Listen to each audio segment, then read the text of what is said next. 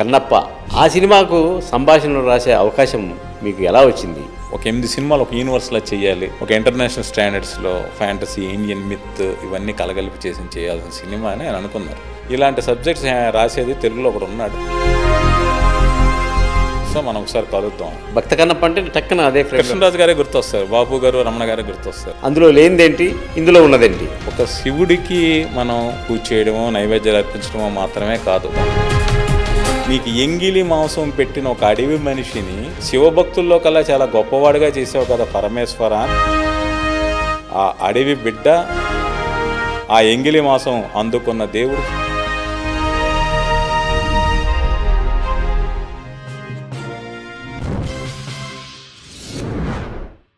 Hi, hello. ఈరోజు మనతో పాటు స్టూడియోలో కన్నప్ప సంభాషణల రచయిత తోట ప్రసాద్ గారు ఉన్నారు. వారిని అడిగి కన్నప్ప విశేషాలు తెలుసుకుందాం. నమస్తే సార్.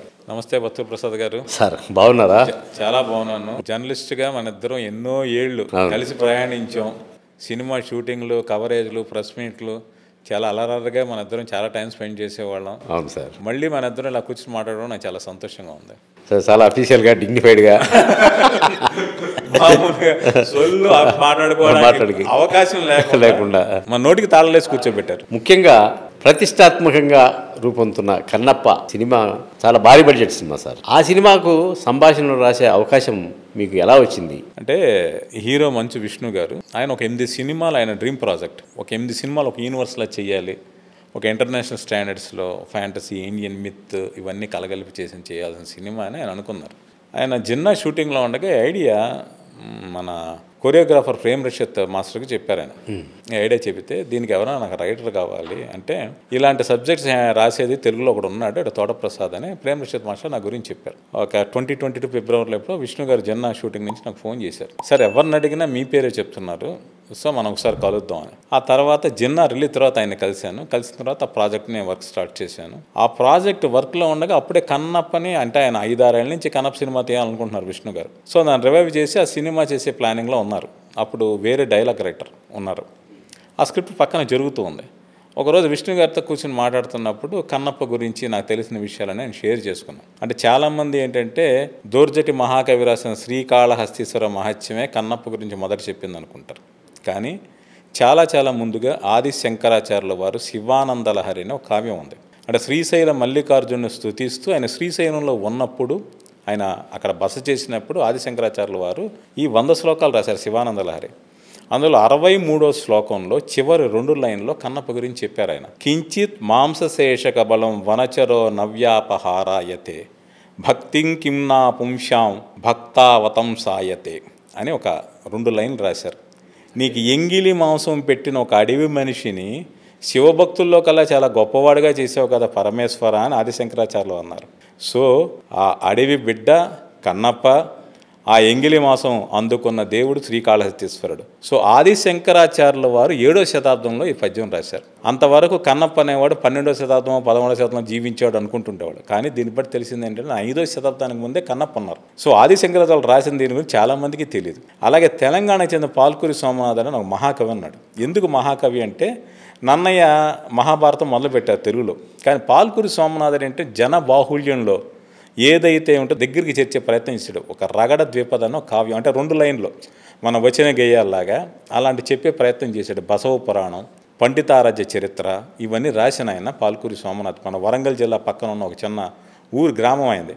ఇప్పుడు అక్కడ ఒక మాన్యుమెంట్, మెమోరియల్ మాన్యుమెంట్ కూడా కడుతున్నారు. ఈ బసవ పురాణంలో ఉడుమూరు కన్నప్ప అని ఒకటి రాశాడు ఆయన. ఆ ఉడుమూరు కన్నప్ప స్ఫూర్తితోనే దోర్జటి శ్రీకాళహస్తీశ్వర మహత్యంలో రాశాడు. ఇవన్నీ నాకు ఆ లిటరేచర్ మీద ఇంట్రెస్ట్ కొద్దీ ఈ విషయాలను నేను విష్ణు గారు షేర్ చేసుకున్నాను. సార్ మీకు ఈ సబ్జెక్ట్ మీద బాగా గ్రిప్ ఉందంటే, గ్రిప్ కాదు సార్, నాకు చాలా ఇంట్రెస్ట్. హిస్టారికల్, పీరియాడికల్, మీరు మైథలాజికల్, ఫ్యాంటసీ లేక ఫోక్లోర్ ఇలాంటి సబ్జెక్ట్స్ అంటే నాకు పర్సనల్గా చాలా ఇంట్రెస్ట్.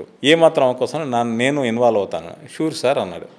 అయిపోయిన తర్వాత 23 మార్చి 16 నేను నా ఫ్యామిలీతో తిరుపతి దర్శనానికి వెళ్ళాను. 15వ తారీఖు తిరుపతి దర్శనం అయిపోయింది. 16వ తారీఖు నా ఫ్యామిలీతో శ్రీకాళహస్తి బయలుదేరా. ఇలాగ విష్ణు గారి దగ్గర నుంచి ఫోన్, నేను యూనివర్సిటీలో ఉన్నా, మీరు ఒకసారి రండి. మనం దర్శనం మిస్ అయిపోతున్నాం అనుకుంటూనే ఫ్యామిలీని శ్రీకాళహస్తి టెంపుల్కి పంపించి నేను విష్ణు గారిని కలవడానికి యూనివర్సిటీకి వెళ్ళాను. సో అక్కడే నాకు రోజంతా అయిపోయింది. మధ్యాహ్నం ఒక 4 గంటల టైంలో విష్ణు గారు రండి అయ్యవారి దగ్గరికి వెళ్దాం అన్నారు. ఐవార్ అంటే మోహన్ బాబు గారు. అంటే ఆయన ఛాన్సలర్ కాబట్టి, యూనివర్సిటీ ఛాన్సలర్ కాబట్టి ఆయన అందరూ స్టూడెంట్స్ అందరూ ఐవార్ అని పిలుస్తుంటారు. అలా రండి అని చెప్పి మోహన్ బాబు గారి దగ్గర విష్ణు గారే తీసుకెళ్లారు.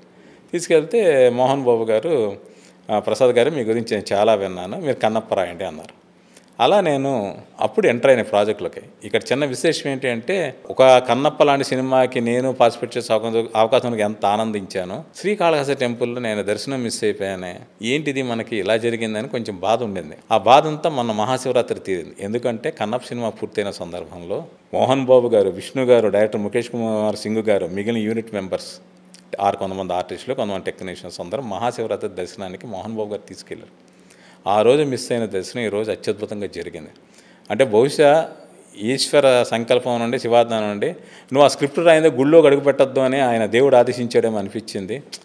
అది ఊరికే మాట వరుస చెప్తున్నా కానీ నిజంగా ఆ రోజు మాత్రం, ఆ రోజు జరిగిన దర్శనం ఈరోజు మహాద్భుతంగా వీళ్ళందరితో కలిసి జరిగింది. యాదృచ్ఛికంగా జరిగింది, చాలా అద్భుతంగా జరిగింది. మోహన్ బాబు గారు విష్ణు గారితో కలిసి, కన్నప్పతో కలిసి, కన్నప్ప గారు విష్ణు గారితో కలిసి శివుని దర్శించుకోవడం అనేది ఒక గొప్ప అనుభూతి.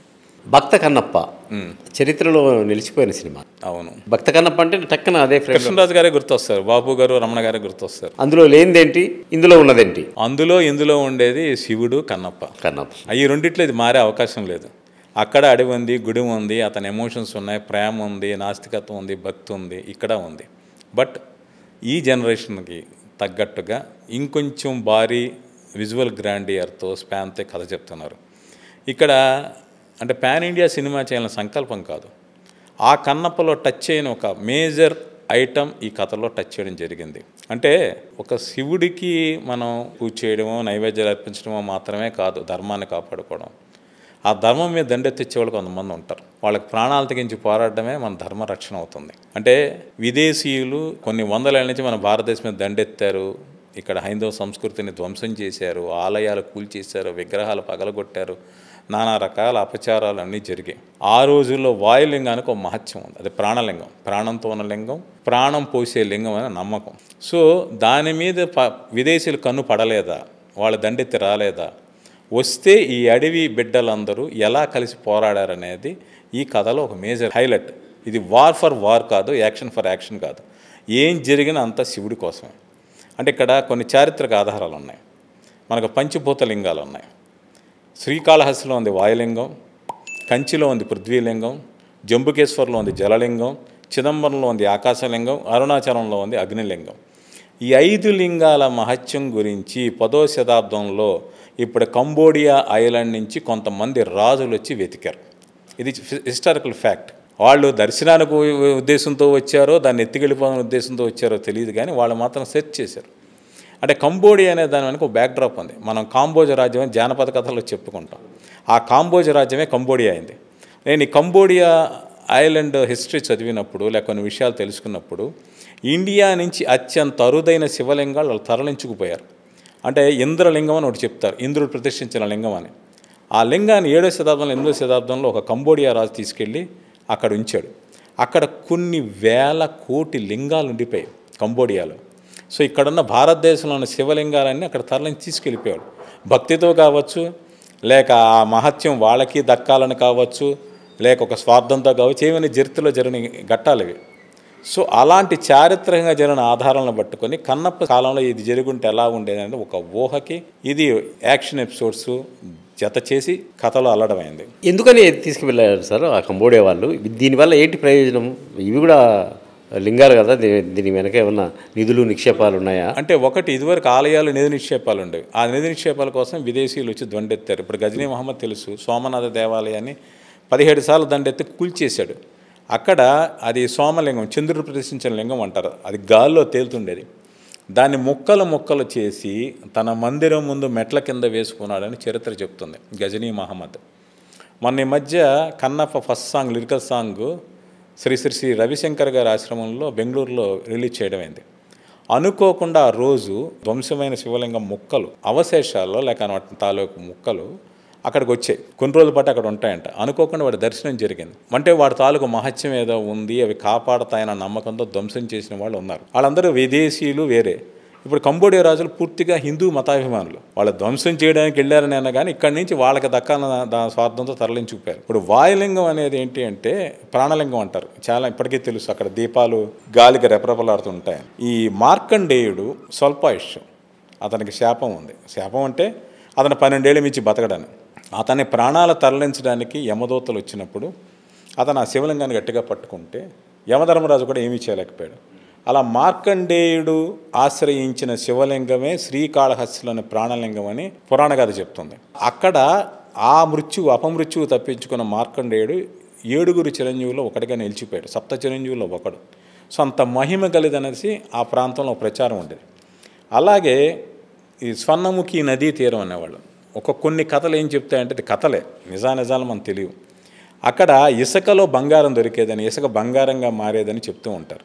సో ఇలాంటి కథలు పొక్కిడి పెరగన్న వాళ్ళకి ఎవరైనా ఒక నిధి ఉంది, బంగారం ఉంది, చనిపోయిన బతికిస్తుందంటే ఎవరికైనా ఆశ కలుగుతుంది, ఎవడైనా సొంతం చేసుకోవాలనుకుంటాడు. ఇది ఒక నేపథ్యం. అందుకని వాళ్ళు తీసుకెళ్లారు, ప్రయత్నించారు. కంబోడియా వాళ్ళు తీసుకెళ్లారు అని చెప్పారు. కంబోడియా వాళ్ళు 10వ శతాబ్దంలో ప్రయత్నించారు, బట్ జరగల. సో అది కన్నప్ప కాలంలో జరిగి ఉంటే ఎలా ఉంటుందనేది మా ఫిక్షనల్ ఐడియా, ఒక ఊహ.